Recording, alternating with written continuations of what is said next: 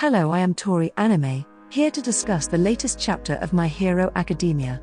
Here on my channel, I would like to discuss the events of the latest chapters, and also pitch ideas that will have the readers thinking.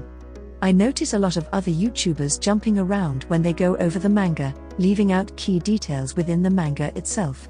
Here at Tori Anime, we will go page by page, as I try my best to provide the right amount of details, so you as the reader, can imagine what is going on.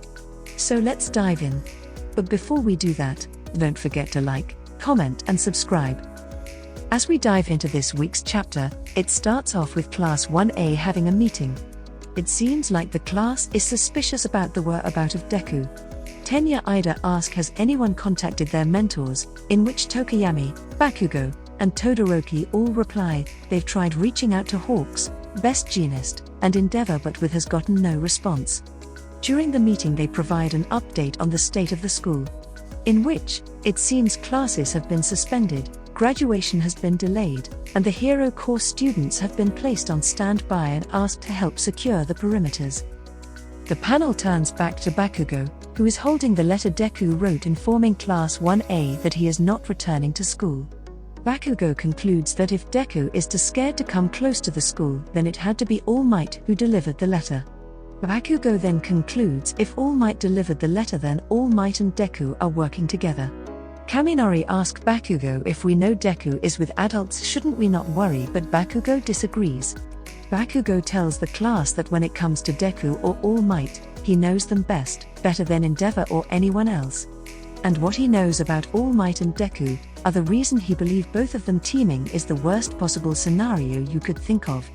Red Riot tells the class that they just need to find a way to contact them, in which Uraka states they just have to be a little pushy. The next panel begins a few days later in Principal Nezu's office. Class 1A makes their way to Principal Nezu's office in which Endeavor is already there.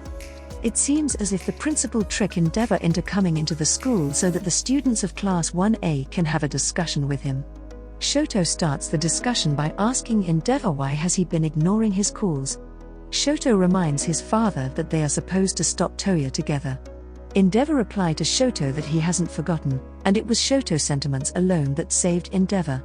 Shoto then asks his father is he letting Deku and All Might act together? The look on Endeavor's face clearly tells Bakugo that they are, in which Bakugo replies back I knew it. Bakugo then goes on to explaining that they do not understand anything if they thought teaming up All Might and Deku was a good idea. Bakugo explains that the reason teaming up those two are a bad idea is because Deku is insane and he doesn't take himself into account, and that he always just insists that he's fine. Bakugo explains that it's the same way All Might became the symbol of peace and that they can't just leave them be. Endeavor thinks back to a flashback where Hawks and Best Jeanist are having a conversation about Deku finally brushing All Might off and going off on his own.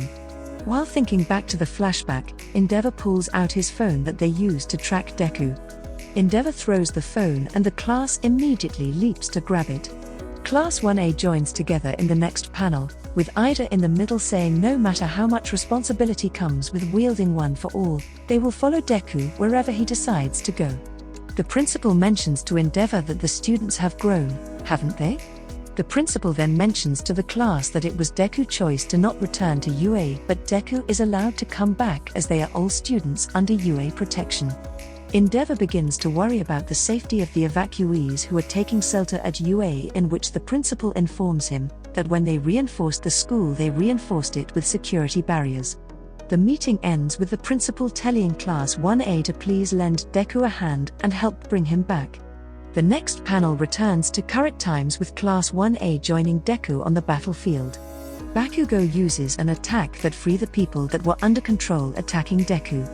Everyone that was under control runs and it's now only Class 1A and Deku. Instead of thanking his classmates for saving him, Deku asks why?